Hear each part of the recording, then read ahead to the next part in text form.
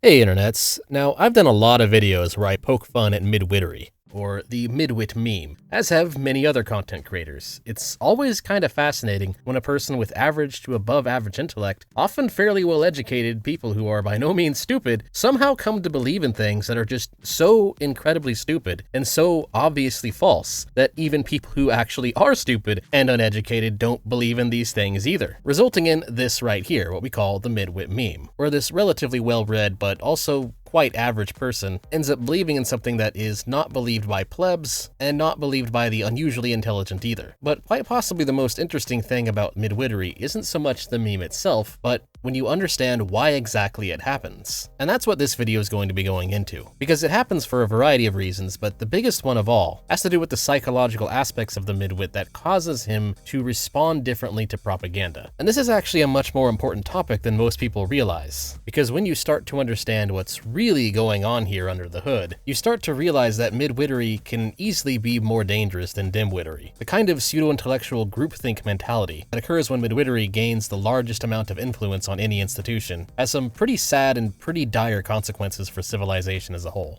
I'd like to get started with this relatively well-known quote. Naturally, the educated man does not believe in propaganda. He shrugs and is convinced that propaganda has no effect on him. This is, in fact, one of his great weaknesses. And what's interesting here is that the man who this quote is attributed to is a man who fell for a lot of Marxist propaganda in his lifetime. It just goes to show you how you can be fully aware of this problem, but still not immune to it. Mass media is extremely biased, mixing fact and opinion all the time, and so I've decided to partner with Ground News. It's important to question mainstream narratives, and Ground News helps us do that by compiling thousands of news articles and organizing them and adding context based on their political leanings. For example, say you wanted to look up the economic proposals behind the election 2024. You can check out the subject on Kamala's taxing the rich policy, and Ground News has compiled a total of 71 articles for us and gives us a brief overview of each, where we can see left-leaning media defending her decisions, repeating the debunked mug greedflation narrative. Then we can see right-leaning media claiming her propositions would just be a repeat in Bidenomics, government spending, and hurt the overall economy. Ground News also provides a lot of features to help you further, like a personalized feed based on what your interests are, or this graphical overview of how far to the left or right their bias leans. Another great feature is blind spot. The most common form of media bias is actually reporting bias, and blind spot shows which stories are being disproportionately over or underreported. This all saves me a ton of time, as I would ordinarily have to spend hours manually searching through hundreds of articles to see through all the bias and spin jobs. But with Ground News, it can all be done in mere minutes, making them the most practical solution to see through all the clownery. Ground News is independent and subscriber funded, so go to ground.news/mentiswave or scan my QR code to get 40% off the Vantage plan I use, which gives you unlimited access to all of these features.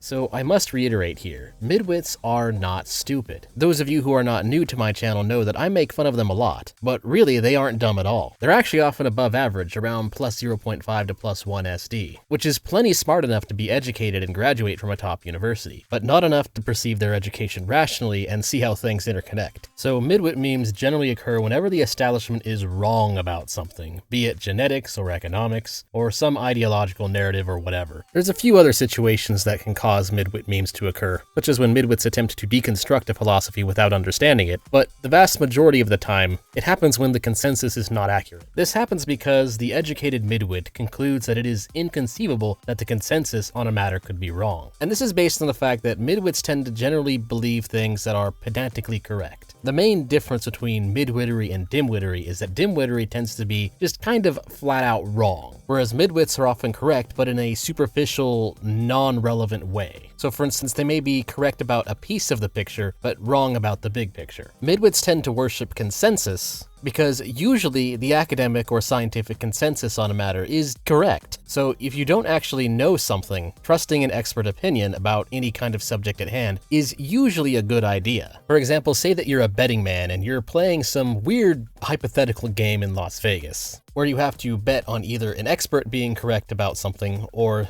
just some random crackpot off the street being correct about something. You aren't actually told any deep information about the subject, you just have to bet between the expert or the crackpot. And of course, the reality is, if you want to earn money at this game, you're going to bet on the expert every time, and you will earn money doing that. The experts are usually correct. Now, the problem here is that the midwit looks at this fact and assumes that this means that the expert is always correct, or at the very least, it makes more sense to just always assume that he is correct. And that is not correct. So the midwit makes the mistake of ignoring the fact that consensus is regularly proven wrong on various things just because consensus on most things tends to be correct. This leads the midwit to make his most colossal error. The midwit gambles with his mind. So long as the establishment provides some illusion of academic justification for their propaganda, he concludes that it is most likely a conspiracy theory to question the narrative. So he fails to notice these obvious signs when academia itself gets employed or otherwise subverted by propagandists. The idea that the science could be co-opted by radical ideologues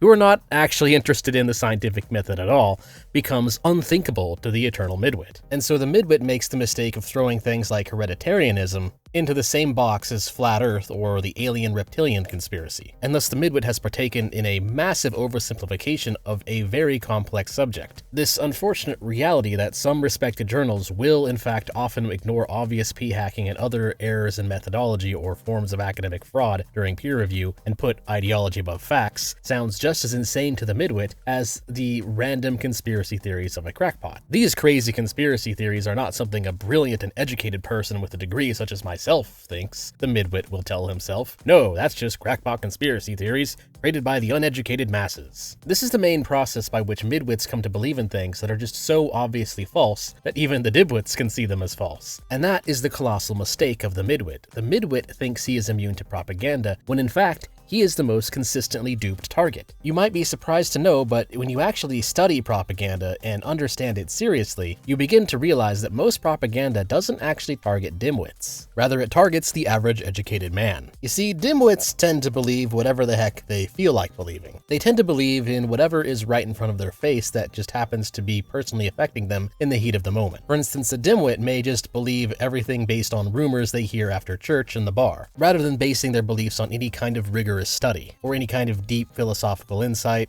or really anything other than what the booze tells them to think. And this definitely doesn't mean that dimwits are immune to propaganda. It just means that a certain type of propaganda tends to not work on them but work very well on midwits, and that is when you tell them to not believe their lying eyes. When a dimwit is told to not believe something that he believes he's personally seen, the dimwit will reject it. But midwits actually will fall for don't believe your lying eyes if it comes with some kind of study or some kind of statement from an authority figure. The midwit will often just assume that the authority figure is correct and ignore any kind of rational inclination to think about things a bit further. Take, for example, the recent Trump and Kamala Harris debate. Someone who is a dimwit, and by the way, dimwits definitely exist on both sides of the political spectrum, will just kind of believe that whoever their preferred candidate won. Uneducated boomer libs will just assume that Kamala won no matter what, and your standard kind of hillbilly type Republicans will just assume that Trump won no matter what. Now, a midwit on the other hand, the educated man, the man who stays plugged in, the man who makes at least some attempt to keep up with world affairs,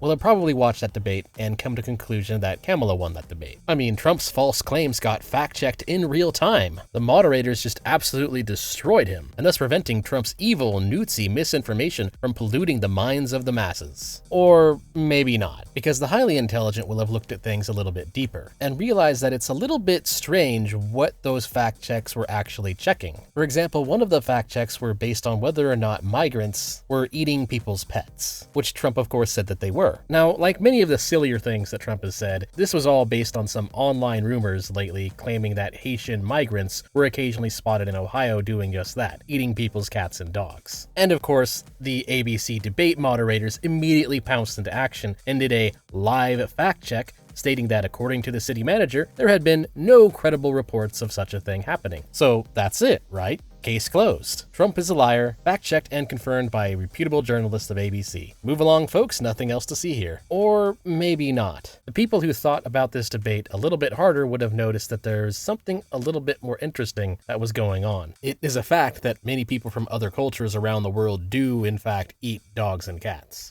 Dogs bred just for being eaten is a real thing. And it is also true that magic dirt theory is drastically overstated. There's very little evidence that it is true, and the evidence that does exist more or less doesn't really control for the fact that culture tends to change over time. And so that tells us that it's not exactly improbable that some immigrants are probably going to eat a cat or a dog every now and then in the United States. And that's what the midwit is going to miss here. They don't realize that no credible reports doesn't necessarily mean that it's not ever happening. It's just probably not happening to an extremely high degree. So what Trump was stating was more like an unconfirmed thing that might be going on, rather than something that is an objective falsehood. Now that being said, Trump probably shouldn't have relied on on a recent internet rumor as one of his talking points for the debate. Just because there's a chance that it might be true doesn't mean it's a good idea for Trump to bring it up in that particular context. This is legitimately a problem with Trump. He will often state interwebs rumors as if they are fact, and in doing so, he makes himself an easy target to attack. But that's not really what's interesting here. What's bizarre is the fact that a statement that is more or less an unconfirmed truth was fact-checked in the first place. That was a very suspiciously low standard for a statement to be subjected to real-time fact-checking by a debate moderator, especially in a high-stakes case like this one, which honestly wouldn't be that big of a deal if they actually kept that standard for both the participants, which of course they absolutely did not. If we're gonna fact-check things that are just beliefs and rumors, then we have to fact-check other things as well. For instance, Kamala stated that Trump's tax cuts only benefited billionaires, which is not really true. And plus, if you just understand economics in general, you know that tax cuts anywhere tend to benefit the economy in some fashion down the line, no matter where you lie within the economic class of things,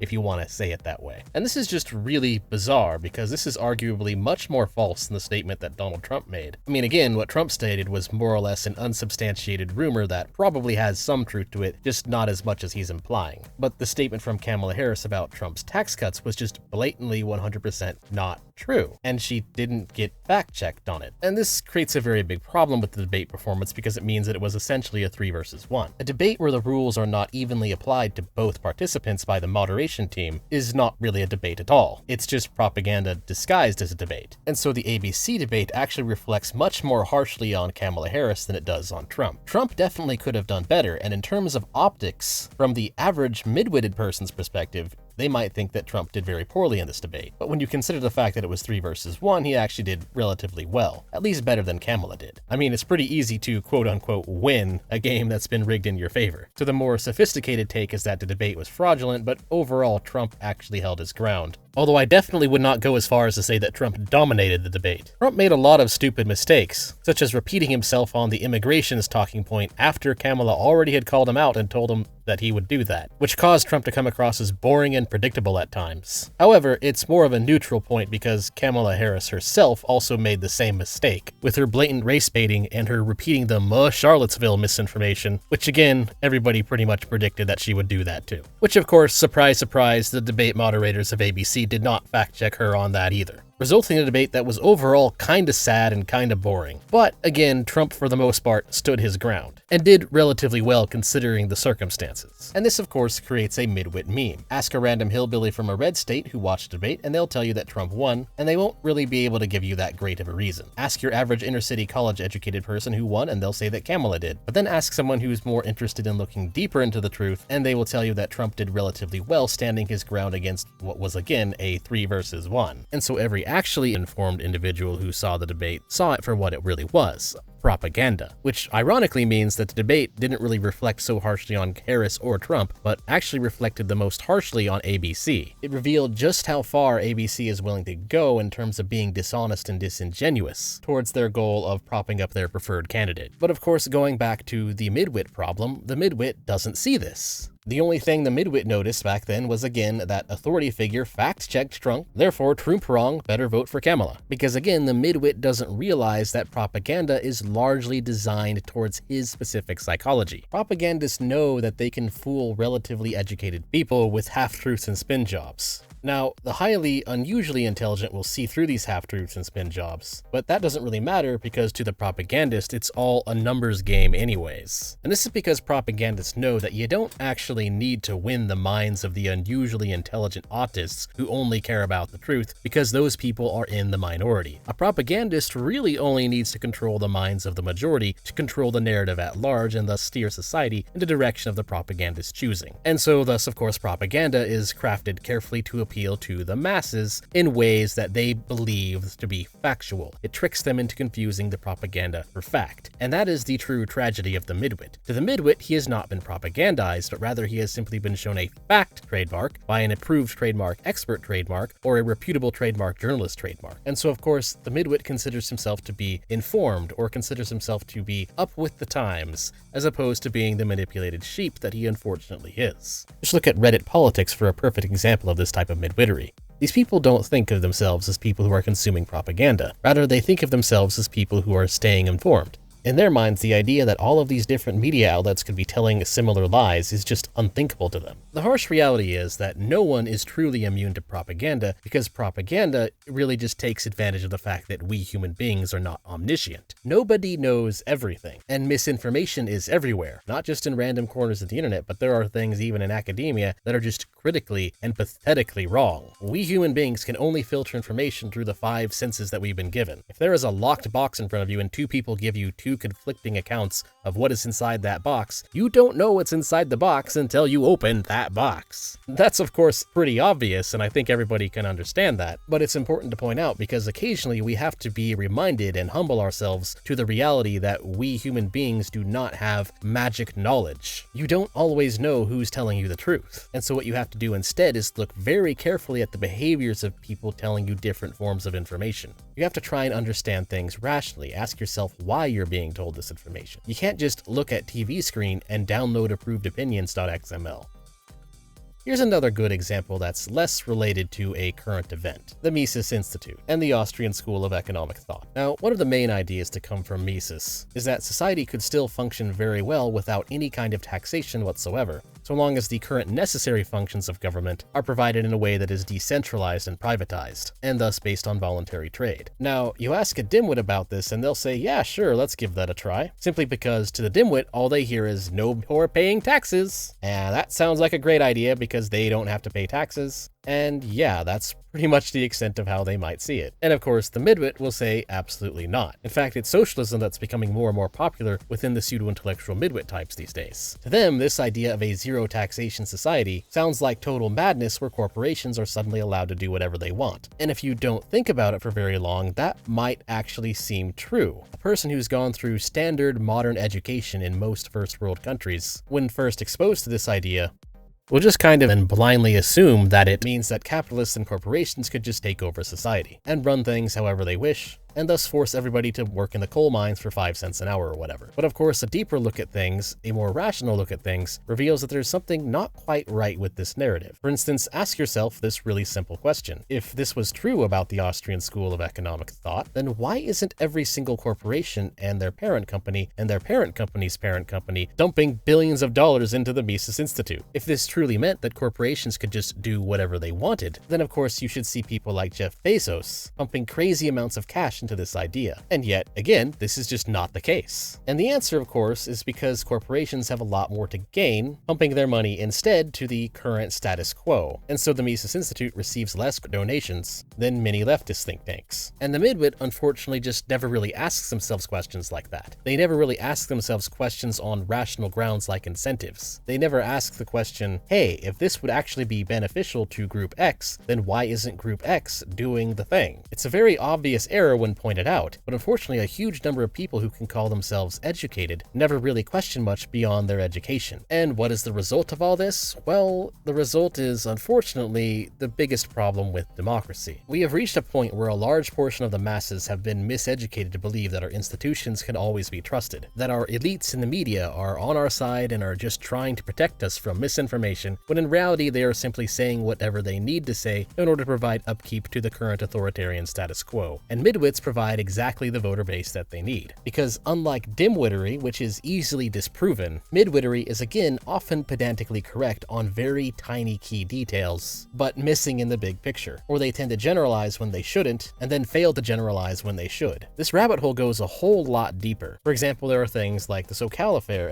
or the more recent grievance studies affair and the establishment's ridiculous response to it, which revealed that a lot of papers done in psychology and sociology and cultural studies or critical theory and whatnot are just largely driven by ideology and not actually following the scientific method at all. They simply pretend to follow the scientific method, but the peer review process really just involves putting a rubber stamp on anything that meets the current narrative. And this gives midwits a really strange avenue by which they can obtain degrees of higher learning without really needing to learn much of anything that's actually true, or in many cases learning things that are just blatantly not true. So then that brings us back to the question of the video. Why do educated people fall for stupid narratives? And the answer is, sadly, because critical thinking and rationalism and reasoning is no longer really a required component of being educated. And while this might sound like a conspiracy theory, this is probably on purpose. Authoritarian power structures don't actually want people who are educated. But this creates a problem because a lot of people do want to be educated, especially the midwit types. Because again, midwits are not stupid. They're actually relatively bright, and relatively capable of learning pretty much anything academia has to throw at them. The problem is they're often just not quite smart enough to reach beyond the veil of that education. And so when authoritarians start abusing intellectual institutions, be it the corporate media or academia in general, or you could just say the cathedral since it means them both, when you reach that point, then a lot of these relatively capable people who should normally be the driving force of a society, who should be the cogs that keep things going, end up just being clueless, brainwashed pawns for the elite. They end up putting way too much trust in whatever they're told by these institutions because they assume them to be valid forms of intelligence. They assume that the institutions are on the side of reason and fail to notice when they've been co-opted by something else entirely. In other words, the reason so many educated people fall for these stupid narratives and keep falling for this obvious propaganda is actually a form of the just world hypothesis fallacy, with the fallacy being applied to intelligentsia instead of just the world overall. They want to assume that our institutions want what is best for us. They want to assume that they are for truth and reason, and so they assume that that is the case. You can almost think of it as a sane world hypothesis. The midwit wants to believe that he can live in a world where truth is easily accessible, and so he convinces himself that mainstream narratives are correct, because to accept otherwise would force the midwit to acknowledge the fact that truth isn't necessarily easily within his grasp. Or to put it more simply, clown world is scary, and so the midwit convinces himself that we don't live in clown world. But the truth is, unless we actively work to remove bad ideas from these institutions and the liars who propagate them, then it's not always going to be the best and brightest who rise to the top. Rather, it'll be the people who are willing to parrot the narrative. And to that degree, the midwit is actually a really good measure of how society is doing as a whole. The more often we see midwits touting things that are blatantly false as true, the more likely we're going to see them continue to vote for some really, really stupid stuff. Anyways, that is all. Thanks for watching. Please like, comment, and subscribe, and if you like my content and want to support me, you can do so on Ko-Fi, Subscribestar, or by buying some merch, or by getting a membership. Till next time.